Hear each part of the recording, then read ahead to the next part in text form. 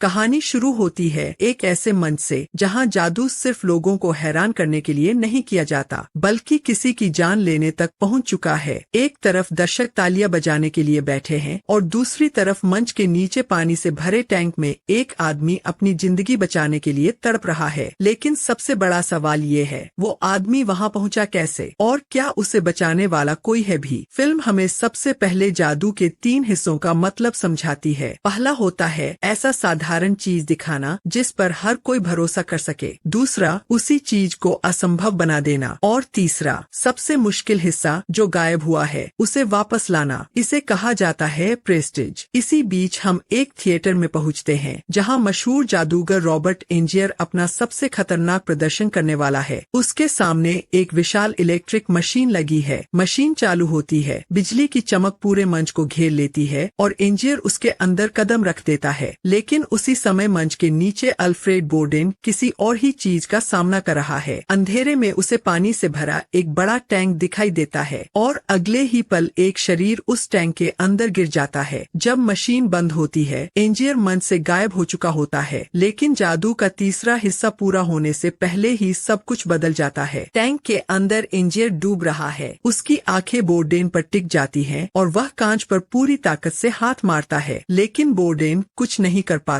आखिरकार एंजियर की सांसें थम जाती हैं। अब कहानी सीधे अदालत में पहुंचती है। बोर्डेन को एंजियर की हत्या के आरोप में पकड़ लिया गया है। कटर अदालत में गवाही देता है कि उसने बोर्डेन को टैंक के पास देखा था। सबसे अजीब बात यह है कि जिस टैंक में एंजियर डूबा था वह मूल शो का हिस्सा था ही नहीं। कटर के मुताबिक किसी ने उसे शो के बीच में मंच के नीचे रख दिया था और शक की सारी उंगलियां बोर्डेन की तरफ उठ रही हैं। लेकिन यहाँ एक और रहस्य सामने आता है। बोर्डेन का हाथ बुरी तरह क्षतिग्रस्त है, उसकी उंगलियां तक गायब हैं। फिर भी उसके चेहरे पर डर नहीं है, जैसे उसे पता हो कि इस पूरी कहानी में अभी बहुत कुछ ऐसा है जो अदालत नहीं जानती। बोर्डेन को मौत की सजा मिल जाती है। उसकी सबसे बड़ी चिंता अपनी छोटी बेटी है, क्योंकि उसके जेल जाने के बाद बच्ची को अनाथालय भेजे जाने का खतरा है। तभी लॉर्ड कैलिलो की तरफ से उसे एक प्रस्ताव मिलता है। अगर बोर्डेन अपने जादू के रहस्य बेच दे तो उसकी बेटी का भविष्य सुरक्षित किया जा सकता है। लेकिन बोर्डेन अपने सबसे बड़े रहस्य यानी द ट्रांसपोर्टेड मैन को बेचने से साफ इनकार कर देता है। फिर उसे एंजियर की डायरी दी जाती है। बोर्डेन डायरी खोलता है और यहीं से कहानी अतीत में चली जाती है। कई साल पहले एंजियर और बोर्डेन सिर्फ 2 नौजवान थे जिनके अंदर जादू को कुछ नया करने का जुनून था। दोनों एक ही शो में काम करते थे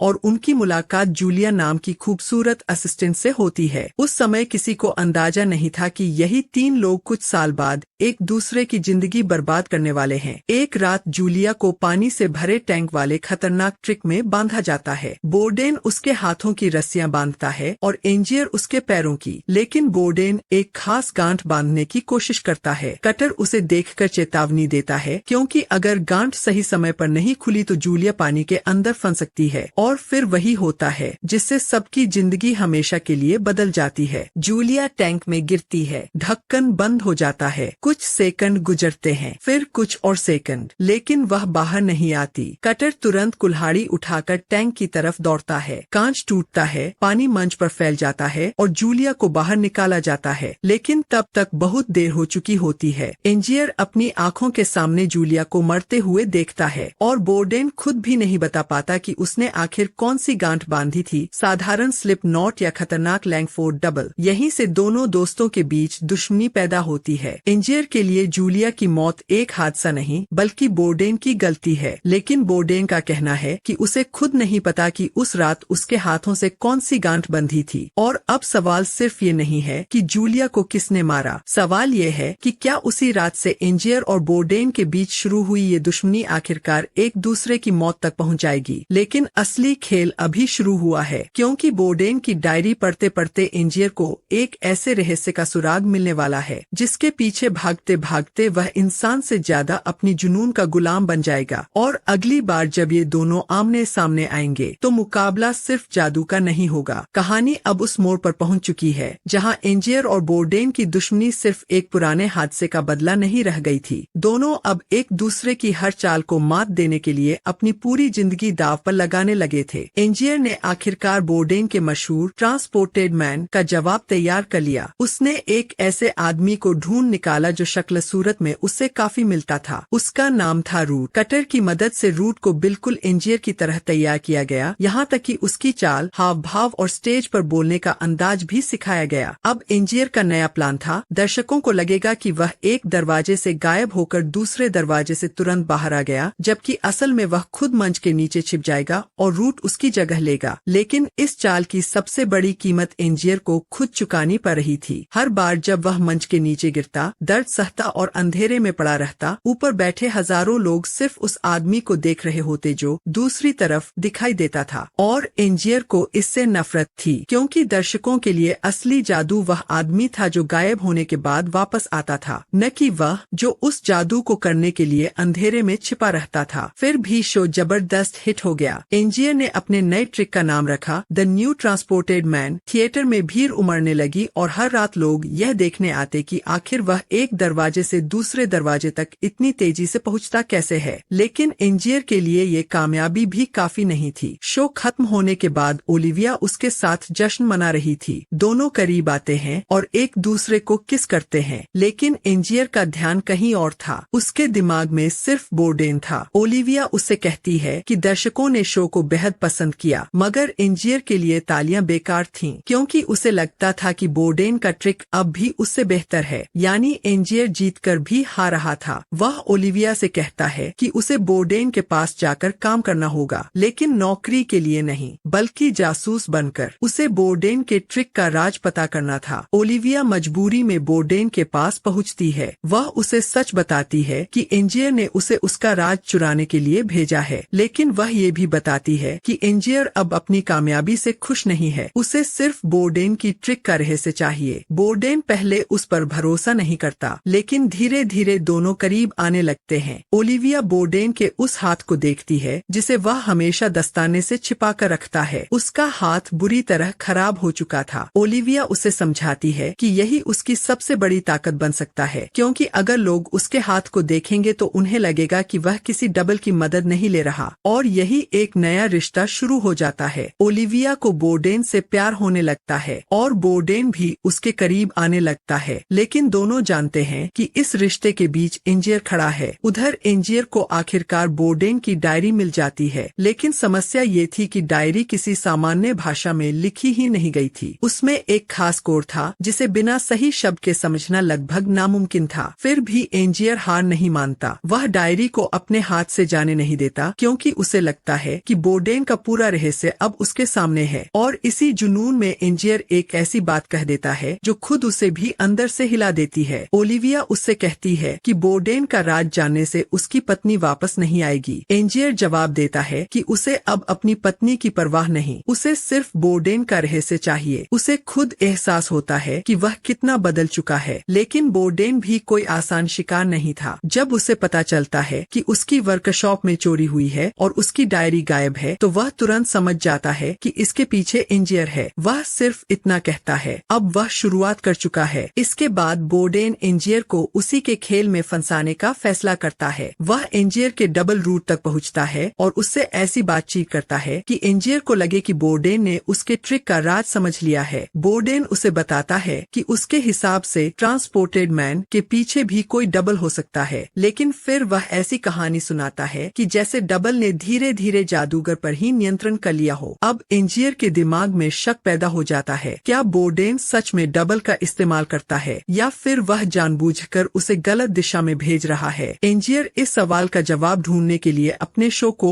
और खतरनाक बना देता है। एक रात वह मंच पर अपना नया ट्रिक शुरू करता है। दर्शक सांस रोककर इंतजार कर रहे हैं। एंजियर एक दरवाजे के पीछे जाता है, लेकिन इस बार कुछ गड़बड़ हो जाती है। वह मंच के नीचे करीब 10 फीट नीचे गिरता है और बुरी तरह घायल हो जाता है। उसकी टांग में गंभीर फ्रैक्चर हो जाता है। दर्द से कराहते हुए वह ऊपर देखता है और वहाँ बोर्डेन खड़ा होता है। बोर्डेन उसे देखता है और फिर मंच की तरफ चला जाता है। दूसरे दरवाजे से वही बोर्डेन बाहर निकलता है, जैसे वही असली जादूगर हो। दर्शक तालियों और हंसी से थिएटर भर देते हैं, लेकिन एंजियर के लिए सबसे बड़ा अपमान अभी बाकी था। ऊपर से एक आदमी नीचे लटकाया जाता है, रूट, जो एंजियर के कपड़ों में बंधा हुआ था। बोर्डेन ने एंजियर के पूरे शो को उसी के खिलाफ इस्तेमाल कर दिया था। एंजियर दर्द में पड़ा सब कुछ देख रहा था। था। अब उसे यकीन हो चुका था कि बोर्डेन का रहस्य किसी साधारण डबल से कहीं ज्यादा बड़ा है। और इसी पल एंजियर ने फैसला कर लिया, अगर बोर्डेन का रहस्य इस दुनिया में कहीं मौजूद है तो वह उसे ढूंढ कर रहेगा, चाहे इसके लिए उसे कितनी भी दूर क्यों न जाना पड़े। लेकिन डायरी के एक छोटे से शब्द ने अब उसकी अगली मंजिल तय कर दी थी, टेस्ला। और एंजियर अब उस रहस्यमय वैज्ञानिक की तलाश में अमेरिका जाने वाला था, जहां उसका सामना एक ऐसी मशीन से होने वाला था जो जादू और विज्ञान के बीच की आखिरी सीमा भी मिटा देगी। लेकिन सवाल ये था, अगर मशीन सच में असंभव को संभव कर सकती थी तो एंजियर इसकी कीमत चुकाने के लिए कितना कुछ खोने वाला था। एंजियर अब अमेरिका के कोलोराडो स्प्रिंग्स पहुंच चुका था। उसके दिमाग में सिर्फ एक ही बात थी, अगर बोर्डेन का रहस्य किसी मशीन की मदद से हासिल किया जा सकता है तो वह उसे हासिल करके रहेगा। वहाँ उसकी मुलाकात निकोला टेस्ला से होती है। एंजियर को भरोसा था कि टेस्ला ने पहले भी बोर्डेन के लिए ऐसी मशीन बनाई थी जो किसी इंसान को एक जगह से दूसरी जगह पहुंचा सकती है। एंजियर ने इस रहस्य को अपने नए शो में बदल दिया। उसका नया प्रदर्शन था द रियल ट्रांसपोर्टेड मैन। मंच पर वह मशीन में प्रवेश करता, बिजली चमकती, अगले ही पल उसका दूसरा रूप थिएटर के दूसरे हिस्से में दिखाई देता। दर्शक पागल हो जाते, उन्हें लगता कि उन्होंने इंसान को सच में टेलीपोर्ट होते देखा है। लेकिन असली सच्चाई इतनी भयानक थी कि अगर दर्शकों को पता चल जाती तो शायद कोई तालियां नहीं बजाता। हर शो के दौरान एक एंजियर पानी से भरे टैंक में गिरता और डूब जाता, जबकि दूसरा एंजियर मंच के दूसरे हिस्से में पहुंचकर दर्शकों की तालियां स्वीकार करता। और अगली रात यही कहानी फिर दोहराई जाती। एक एंजियर मरता, दूसरा एंजियर अगला शो करता, फिर एक और एंजियर पैदा होता और एक और टैंक में चला जाता। इस तरह एंजियर ने अपने सबसे बड़े जादू के लिए खुद को बार बार मौत के हवाले कर दिया। लेकिन एंजियर की असली योजना सिर्फ मशहूर होना नहीं थी। वह चाहता था कि बोर्डेन उसका शो देखे, क्योंकि उसे पता था कि बोर्डेन अपने प्रतिद्वंद्वी का रहस्य जानने के लिए किसी भी हद तक जाएगा। और आखिरकार वही होता है। बोर्डेन एंजियर के शो में पहुंचता है। वह मंच के पीछे छिपकर ट्रिक को समझने की कोशिश करता है। तभी एंजियर मशीन के अंदर जाता है और कुछ ही सेकंड बाद मंच के नीचे गिर जाता है। लेकिन इस बार बोर्डेन वहां पहुंच जाता है। वह देखता है कि एंजियर पानी से भरे टैंक के अंदर फंस चुका है। बोर्डेन उसे बचाने की कोशिश करता है। वह कांच तोड़ने की कोशिश करता है, लेकिन तब तक एंजियर डूब चुका होता है। बोर्डेन के हाथ खून से भर जाते हैं और आसपास के लोग उसे एंजियर की लाश के पास पकड़ लेते हैं। अब सबूत उसके खिलाफ हैं। एंजियर मर चुका है, बोर्डेन उसके पास मौजूद है और पुलिस के लिए कहानी बिल्कुल साफ है। बोर्डेन ने एंजियर की हत्या कर दी, लेकिन दर्शकों को अभी तक नहीं पता कि एंजियर की मौत भी उसके सबसे बड़े जादू का हिस्सा थी, क्योंकि जिस आदमी को सबने मरते हुए देखा था उसके अलावा दुनिया में एक और एंजियर मौजूद था और वह अब अपनी आखिरी चाल चलने वाला था। बोर्डेन को गिरफ्तार कर लिया जाता है और अदालत में उसके खिलाफ मुकदमा चलता है। उसकी जिंदगी अब पूरी तरह खत्म होने के करीब है। लेकिन तभी उसे एक प्रस्ताव मिलता है, अगर वह अपने ट्रांसपोर्टेड मैन का रहस्य बता दे तो उसकी बेटी की देखभाल की जा सकती है। बोर्डेन के पास अब अपनी जान बचाने का लगभग आखिरी मौका था, लेकिन वह अपना रहस्य बताने से इनकार कर देता है। उसे नहीं पता था कि उसका ये फैसला उसे फांसी के तख्ते तक ले जाएगा। और दूसरी तरफ एंजियर, जो सबकी नजरों में मर चुका था, अब एक नए नाम से अपनी जीत का जश्न मना रहा था, लॉर्ड कैल्लो। उसने बोर्डेन को जेल पहुंचा दिया था, उसकी बेटी पर भी अधिकार हासिल कर लिया था और उसे लग रहा था कि आखिरकार उसने अपने सबसे बड़े दुश्मन को हरा दिया। लेकिन एंजियर ये भूल चुका था कि बोर्डेन ने भी अपनी जिंदगी में एक ऐसा रहस्य छिपा रखा था जिसे समझने के लिए एंजियर को पूरी जिंदगी लग गई। और अब जब एंजियर को लग रहा था कि खेल खत्म हो चुका है, तभी अंधेरे से एक आदमी उसके सामने आने वाला था। एक ऐसा आदमी जिसे एंजियर मर चुका समझता था और उसकी एक गोली पूरी कहानी का सबसे बड़ा रहस्य खोलने वाली थी। अब कहानी अपने सबसे खतरनाक मोड़ पर पहुंच चुकी थी। बोर्डेन जेल में था, एंजियर अपनी जीत के नशे में था, लेकिन दोनों में से कोई भी नहीं जानता था कि असली रहस्य अभी सामने आना बाकी है। एंजियर ने अपनी मशीन से जो जादू बनाया था उसकी कीमत हर शो में एक जान थी। मंच पर एक एंजियर गायब होता और दूसरा दर्शकों के सामने प्रकट हो जाता, लेकिन नीचे अंधेरे में पानी से भरे छिपाकर गुजार दी थी। यही उनका असली ट्रांसपोर्टेड मैन था। कोई मशीन नहीं, कोई विज्ञान नहीं, बस दो भाई जिन्होंने अपने अस्तित्व तक का त्याग कर दिया था। लेकिन एंजियर के लिए यह रहस्य सुनना आसान नहीं था। वह लगभग अविश्वास में पूछता है, तो फिर कभी तुम टैंक में गए थे और कभी तुम्हारा भाई। बोर्डेन जवाब देता है कि दोनों भाई बारी बारी से ट्रिक करते थे। जब एक कैबिनेट में जाता, दूसरा दूसरे कैबिनेट से बाहर निकलता, फिर पर्दे के पीछे दोनों अपनी पहचान बदल लेते। लेकिन यह राज सिर्फ दिमाग से नहीं निभाया गया था, इसकी कीमत शरीर ने भी चुकाई थी। एक भाई के हाथ की उंगलियां काटनी पड़ी ताकि दोनों एक जैसी चोट का नाटक कर सके। एक भाई दर्द सहता तो दूसरा भी उसी दर्द को अपना बनाता। उन्हें अपनी जिंदगी में कभी पूरी तरह पति, भाई या पिता बनने की आजादी नहीं थी। दोनों को हमेशा एक ही आदमी बनकर रहना था, क्योंकि अगर दुनिया को पता चल जाता कि बोर्डेन के दो रूप हैं, तो उनका पूरा जादू खत्म हो जाता। उसने विज्ञान की मदद से सच में खुद की दूसरी कॉपी बनाई थी। हर बार मशीन चलाने पर एक इंजीनियर दूसरी जगह दिखाई देता और दूसरा नीचे टैंक में गिरकर मर जाता। यही वजह थी कि उसके शो में कभी कोई उसे मंच पर देखता तो कभी उसका शरीर पानी में मिलता। अब दोनों के रहस्य सामने थे। बोर्डेन का रहस्य था 2 आदमी, एक जिंदगी। इंजीनियर का रहस्य था 1 आदमी, अनगिनत मौतें। और सबसे दुखद बात ये थी कि दोनों ने अपनी अपनी जिंदगी में एक चीज खो दी थी, सुकून। इंजीनियर को जीत तो मिल गई, लेकिन उसकी जीत के नीचे दर्जनों लाशें थीं। बोर्डेन ने अपना रहस्य बचा लिया, लेकिन उसके बदले सारा की जिंदगी बर्बाद हो गई और अब उसका एक भाई भी उसके साथ नहीं था। आखिर में इंजीनियर ने बोर्डेन से स्वीकार किया था कि शायद बोर्डेन ही बेहतर जादूगर था, लेकिन तब तक बहुत देर हो चुकी थी और कटर भी अब इस खेल से हमेशा के लिए बाहर निकलना चाहता था। उसने उस मशीन को नष्ट करने का फैसला किया, क्योंकि वह जान चुका था कि इस मशीन का असली जादू किसी इंसान को कहीं पहुंचाना नहीं था, बल्कि इंसान को उसकी अपनी ही जिंदगी का दुश्मन बना देना था। यही था असली प्रेस्टीज, एक जादू जिसे देखने वालों ने सिर्फ तालियों के साथ देखा, लेकिन उसे करने वालों ने अपनी पूरी जिंदगी की कीमत चुका दी, क्योंकि सबसे बड़ा जादू वही होता है जिसकी कीमत दर्शक कभी देख ही नहीं पाते।